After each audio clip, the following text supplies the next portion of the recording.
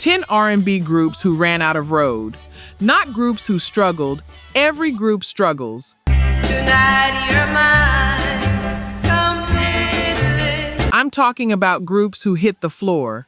Groups who couldn't afford a recording studio. Groups who buried each other before they turned 20. Groups who sold 10 million albums and filed for bankruptcy in the same 18 months. Oh, baby. And one group, number one, went further down than anybody in the history of this music. You'll know it when we get there. You won't argue with me. Number 10, the Five Satins. They made the most beautiful record of the doo-wop era, and they made it in a church basement. Not for the atmosphere, not for the acoustics, because they were broke and they needed a free place to record.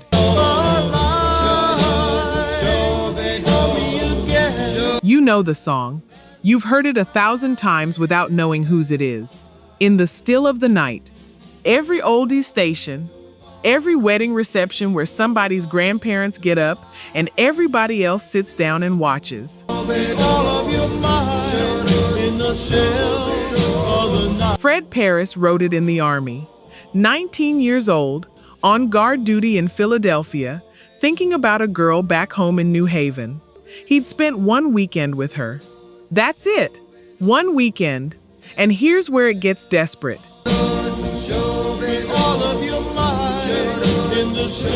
February 1956, Paris and his bandmate Al Denby were home on military leave, and they had a song and no money and no studio. So somebody knew somebody. A friend of their manager was an altar boy at St. Bernadette's, and he talked the pastor into letting 5 broke kids use the church basement on a Sunday afternoon after service.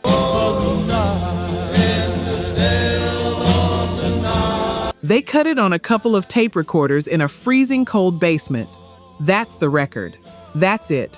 The most romantic 3 minutes in American music, made by kids who couldn't afford a room. The record starts climbing, and Fred Paris isn't there. The Army shipped him to Japan. He watched from the other side of the world while a different lineup of the Five Satins was assembled to tour America under his name. Only 2 of the guys who actually recorded it were in that group. He wasn't discharged until 1958, 2 years. Somebody else on stage singing his song about his girl. And Marla? She went to California and never came back.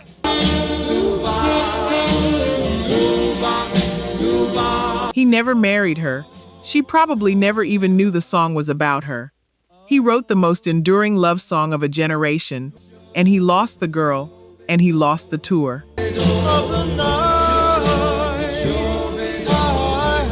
Sometimes you make the thing that outlives you, and you don't get to stand next to it.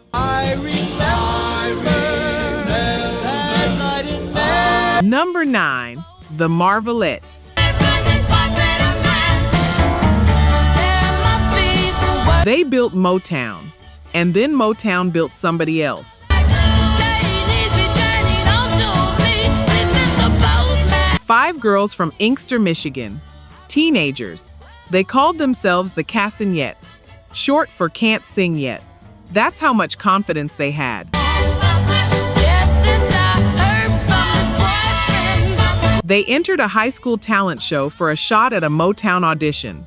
They didn't win. They came in 4th. A couple of teachers pushed for them to get the audition anyway, and what came out of that was, "Please, Mr. Postman."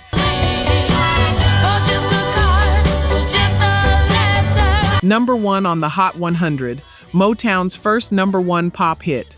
Not the Supremes, not the Temptations, not Marvin.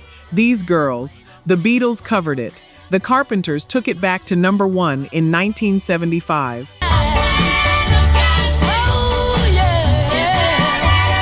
The whole building was standing on a record made by 5 kids who thought they couldn't sing.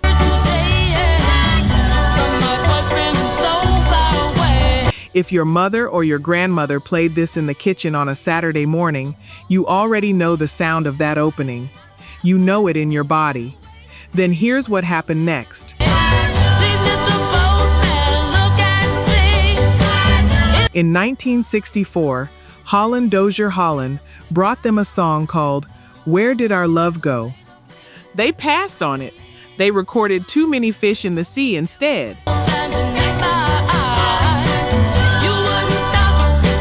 Motown gave Where Did Our Love Go to the Supremes, who didn't like it either, and it went to #1 pop and R&B. One decision, and the whole label turned its attention somewhere else, permanently.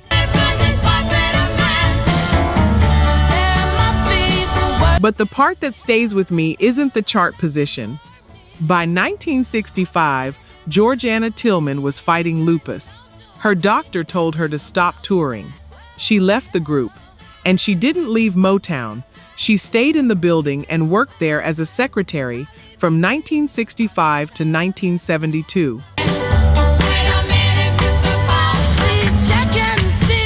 Think about that for a second. Answering phones in the company her voice put on the map.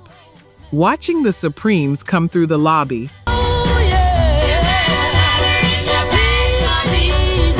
When Motown moved to Los Angeles, she went home to her mother's house in Inkster. She died there in January 1980, 1 month before her 36th birthday.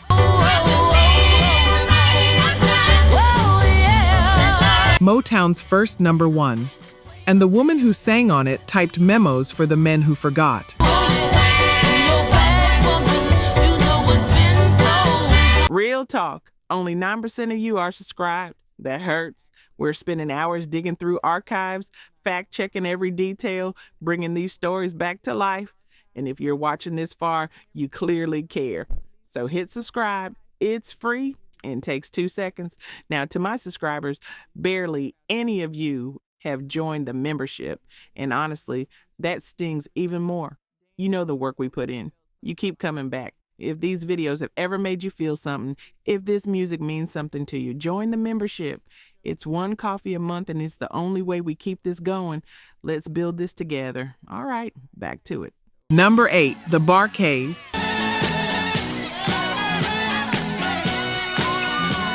These were high school kids in Memphis with the hottest gig in soul music.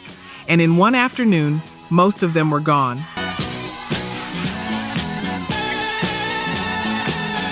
Ben Colley, James Alexander, Jimmy King, Ronnie Caldwell, Phelan Jones, Carl Cunningham, teenagers. They auditioned at Stax over and over and kept getting turned down, and they kept coming back until Stax said yes. In 1967, they cut Soulfinger, Top 20 Pop, their first hit. They weren't just Otis Redding's band. They were about to be Stax's next stars in their own right.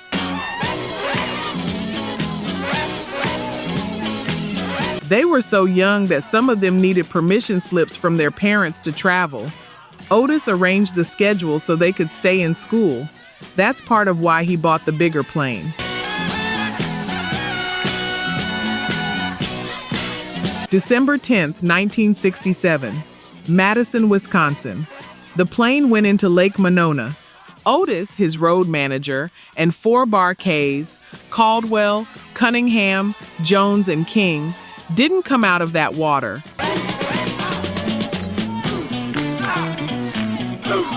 Ben Colley had just turned 20. He was thrown clear and held onto a seat cushion in a freezing lake until help came. Sole survivor of 8 people on board. And James Alexander wasn't on the plane at all. There wasn't room for everyone, so he'd flown commercial. He found out standing in Madison, looking at the lake from a hotel roof. 2 teenagers, 4 funerals, everything they'd built since middle school, gone in an afternoon. And here's what they did.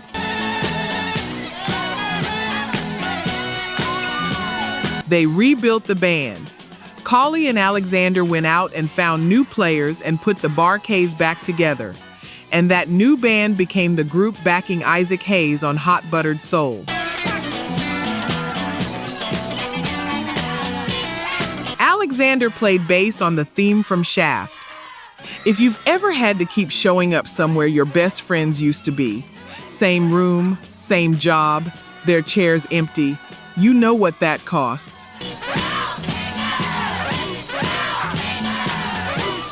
It's not brave in the moment. It's just the only thing left to do. Alexander is the last living original member. 60 years later, still carrying 5 names with him every time he plugs in.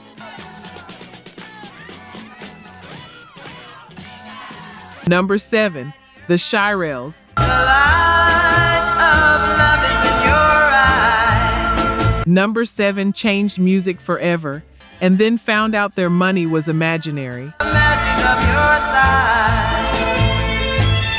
Will you 4 schoolmates from Passaic, New Jersey, Shirley Owens, Doris Coley, Mickey Harris, Beverly Lee. They auditioned in a woman's living room. And in January 1961, they became the first black girl group in history to take a song to number 1 on the pop chart. Will You Love Me Tomorrow? Everything after them comes from them. You give your love. The Supremes, the Ronettes, every girl group you love. It starts in that living room. 7 top 20 hits, national tours, a cameo in a Hollywood movie. From the outside, these young women had made it. Here's the problem. There was supposed to be a trust, money held for them, promised by their label, to be handed over on their 21st birthdays. They were kids when they signed. They believed it. But will you love me tomorrow? And in 1963, they found out the trust did not exist. There was nothing in it. There had never been anything in it. I want you to sit with that. Not we got a bad percentage. Not the accounting was confusing. The account was fiction. They tried to leave. The label countersued them for quitting. A court injunction blocked them from recording anywhere else, while the label kept pushing out their old material. Will you still love me tomorrow? When the legal fight finally settled, they ended up staying another 4 years, and by 1968, they hadn't had another top 20 record. Shirley Owens said years later that the label owner had put on a mother routine, and they fell for it. Will you still love me? And honestly, I'd argue no group in this music ever got taken cleaner than the Shirelles. Not robbed. Managed by someone they thought loved them. I know some of you have another group in mind. I'd like to hear it. The magic of your side. Will you If you've ever done everything right, followed the rules, trusted the person in charge, waited your turn, and then found out there was never anything waiting at the end of it, you know this specific flavor of sick. Will you still love me tomorrow? It's not the money. It's realizing how long you smiled at somebody. It took until 1991, 30 years after Will You Love Me Tomorrow, for the Supreme Court to let a royalty award against that label stand. 30 years. Can I believe the Number 6, the Dales.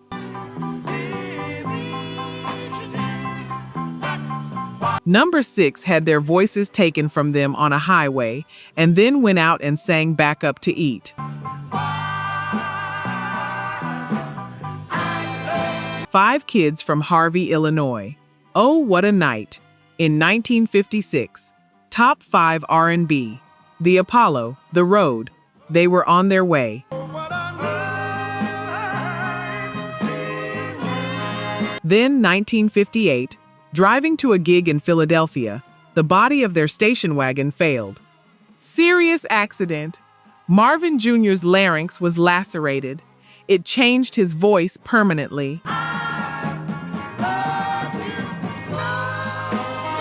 Mickey McGill nearly lost the use of his leg. He spent 6 months in a hospital in Ohio. The group stopped. Not paused, stopped. Here's what's wild about the Dells, though.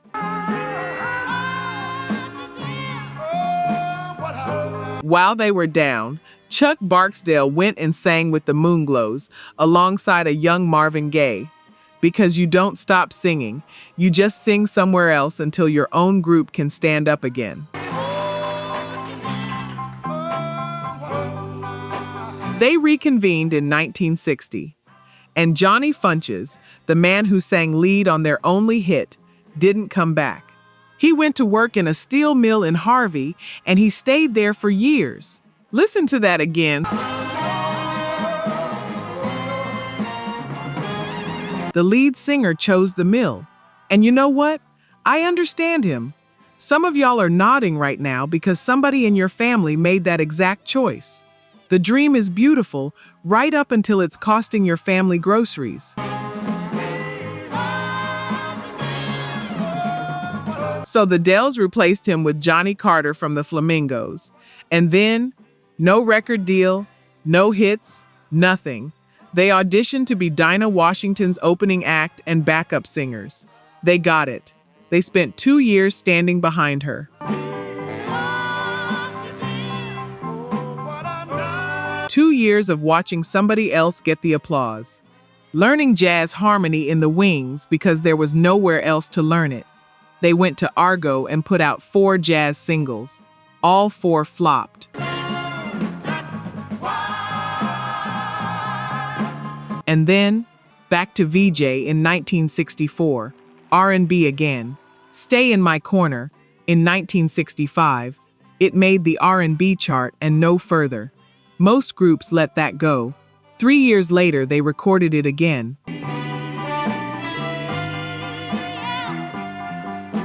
Over 6 minutes long, and that version went to #1 R&B for 3 weeks and became the biggest record of their career. Same song, same guys, 13 years after their first hit and a wrecked car in between. Sometimes you don't need a new song. You need the world to catch up to the one you already had. Number 5, New Edition.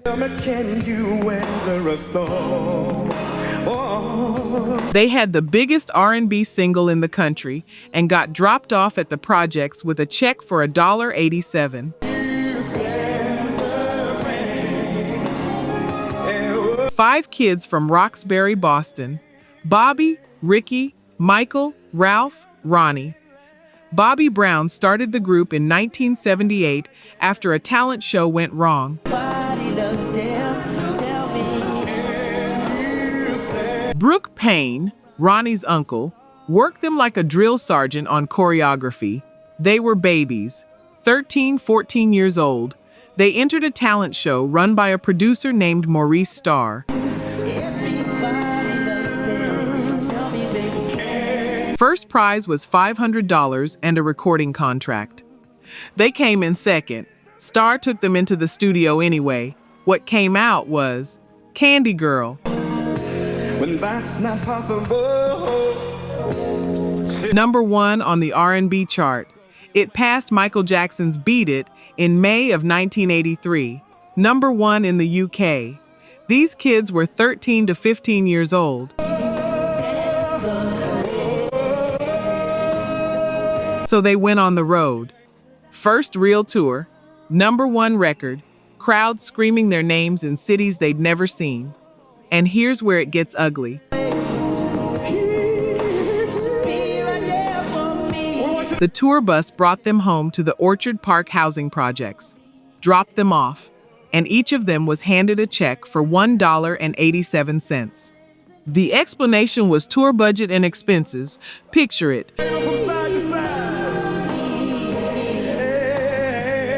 You're 14, you just had the #1 black single in America, you beat Michael Jackson on the chart, you walk up the steps to your mother's apartment holding $1.87. You couldn't buy lunch with that. Their mothers went to war. New management, new deal. They left Star and signed with MCA. And New Edition became New Edition. Belle Biv DeVoe, Bobby Brown, Ralph, Johnny Gill. An entire lineage of R&B comes out of those 5 kids. But you don't ever fully lose that afternoon. That's the moment they all still talk about 40 years later. Not the #1 record, the check. Girl, to make it last. You know what? You see, I'm gonna do. There's a particular kind of desperation that only happens after you win, where you did the thing, you actually did it, and the world says congratulations, and you still can't buy your mother anything. Number 4, The Spinners. They spent most of the 60s inside the greatest record company in the world, driving other people to their shows. Formed in a Detroit housing project in 1954, Ferndale Kids, Harmony from the jump. Motown picked them up in 1963 when it bought out the Tri-Fi roster, and then nothing happened. For years.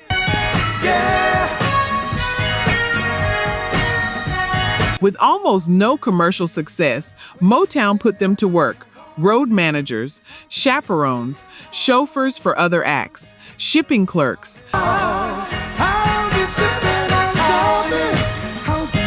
Let me be specific about what that means, because it's worse when it's specific. They worked in the shipping department. They chaperoned the young Jackson 5. They drove the Temptations. Whenever you need me, I'll be there. You're a professional singer, signed to Motown. And on Friday, you're behind the wheel taking David Ruffin to the venue you're not performing at. Whenever you call me. If you've ever been the person everybody at work overlooks, the one who's just as good, who's been there just as long, watching the newer person get walked into the meeting you weren't invited to, you know exactly what that drive feels like. Every mile of it.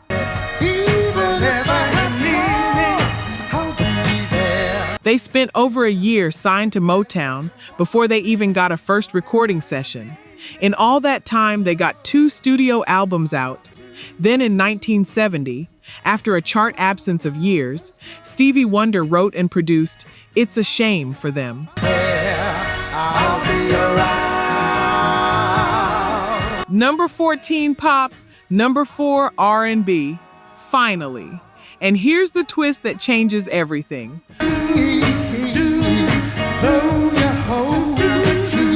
Aretha Franklin noticed. She knew their Motown deal was ending, and she told them, don't re-sign.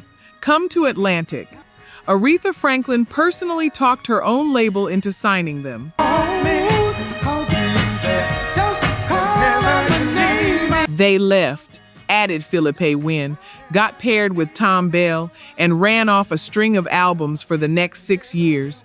Between 1972 and 1977, 7 top 10 pop singles and 6 #1 R&B hits. 18 years from a Detroit project to that. 18. And most of the middle of it spent holding somebody else's door.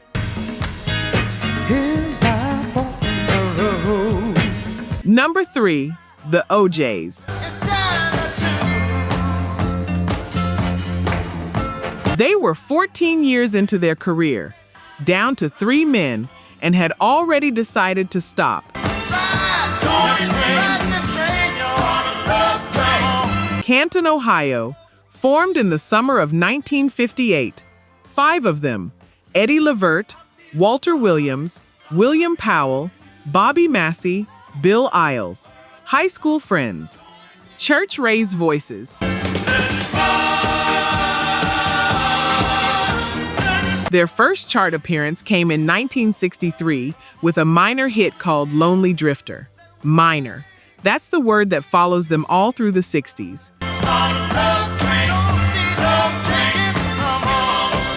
They worked constantly. A real touring group, real R&B chart records, and it never converted. Never crossed over. Never turned into money that stays. Do that for 14 years and tell me what's left of you. By 1972, they'd been considering quitting the music industry entirely. Bill Isles and Bobby Massey walked. Five became three. Eddie Levert, William Powell, Walter Williams, three men in their 30s looking at each other, doing the arithmetic on going home to Ohio and getting regular jobs. Somebody asked Eddie years later what stopped them. His answer was two words: Gamble and Huff. Gamble and Huff talked them out of quitting, signed them to Philadelphia International, and in 1972 they released Backstabbers. Number 1 R&B, number 3 pop. The album went top 10 and gold inside a year, and then Love Train went to number 1 on both charts. 14 years of almost, and then the whole thing arrives at once. Here's what gets me about the OJs, though.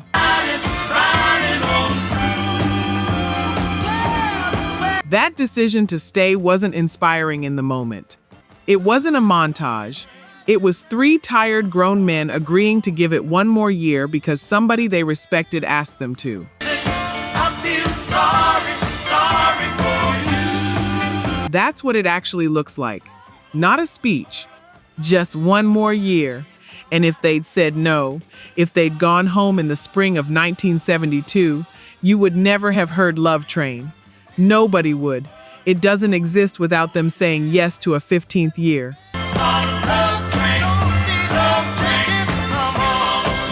That's how thin the line is. Everything you love almost didn't happen.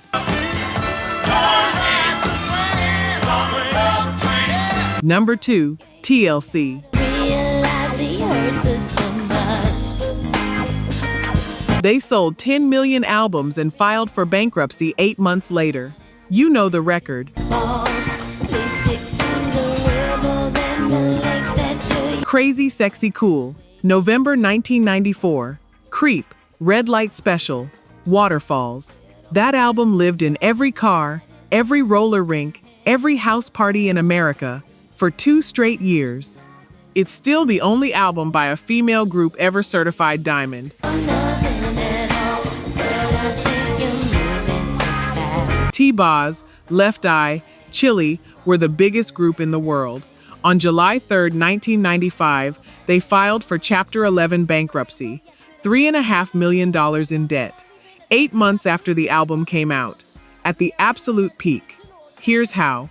What a shame you shouldn't make for someone else. You claim the entertainment and the day and time. After the label, the distributor and the management company took out recording costs, manufacturing, distribution, promotion, videos, airfare, hotels, food, clothing, everything, the group was left with 56 cents per album sold.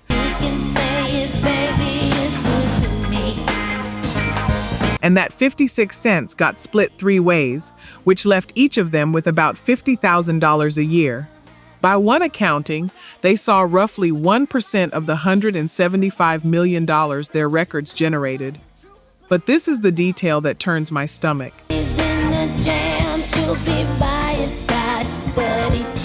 The management company, the production company, and the label were all effectively under one umbrella. They couldn't earn elsewhere. They couldn't negotiate independently. So the more successful the album got, the more expenses got charged against them.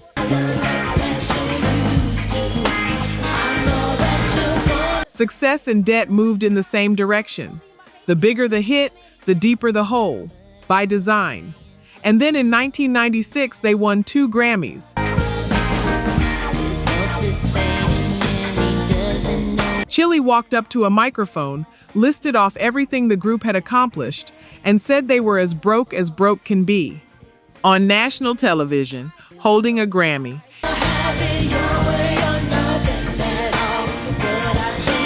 If you've ever had people assume you were doing fine because of how it looked from outside, nice picture, big title, everybody congratulating you, while you were quietly counting what was actually in the account, you felt that. They fought it.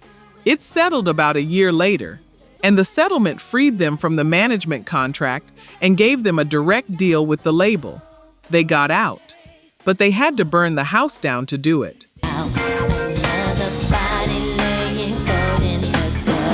Number 1, Frankie, Lymon and the Teenagers.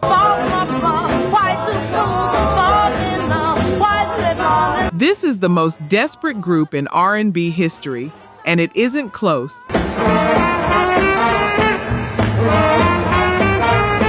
5 kids from Washington Heights: Frankie Lymon, Jimmy Merchant, Sherman Garnes, Joe Negroni, Herman Santiago, 3 black, 2 Puerto Rican, singing under a streetlight at 165th and Amsterdam.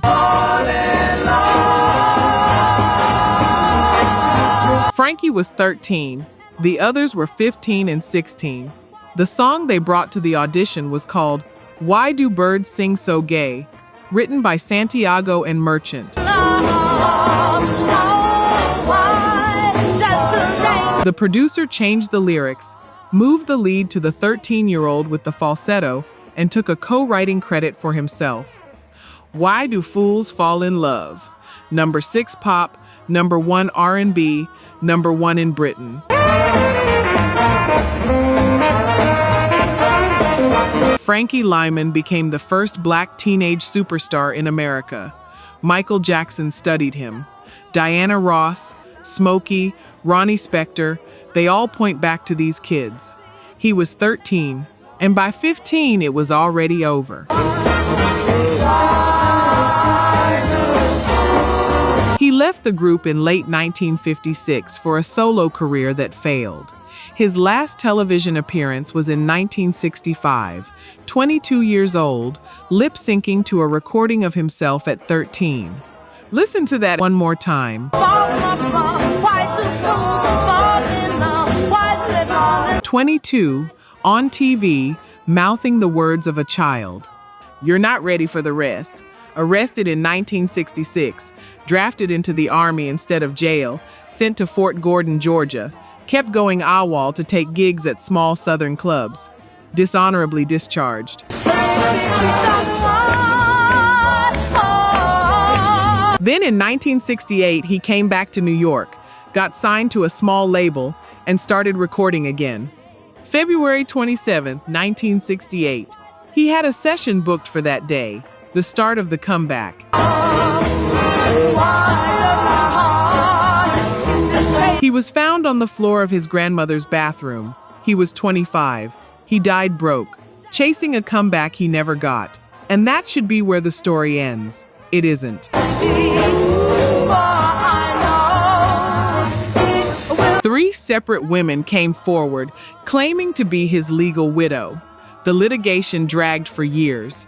By 1988, there was $750,000 in royalties frozen, going to nobody, while the courts sorted out who he'd actually been married to. And in December 1992, Santiago and Merchant finally won songwriting credit for the song they wrote as teenagers on a stoop. Herman Santiago was homeless when that verdict came down, living in a car. He wrote one of the most famous songs in American history, and he heard he'd won it while sleeping in a vehicle. 4 years later, in 1996, the appeals court reversed it. Not because they hadn't written it, because they'd waited too long to sue. The Supreme Court declined to hear it. The credit went back to Lymon and the label owner, dead at 25 on the day of his comeback session. 3 widows fighting over an estate that barely existed, and the 2 men who actually wrote the song, one of them homeless, winning it and then losing it again on a technicality. That's not a hard career. That's a group the business finished and then kept finishing for another 30 years.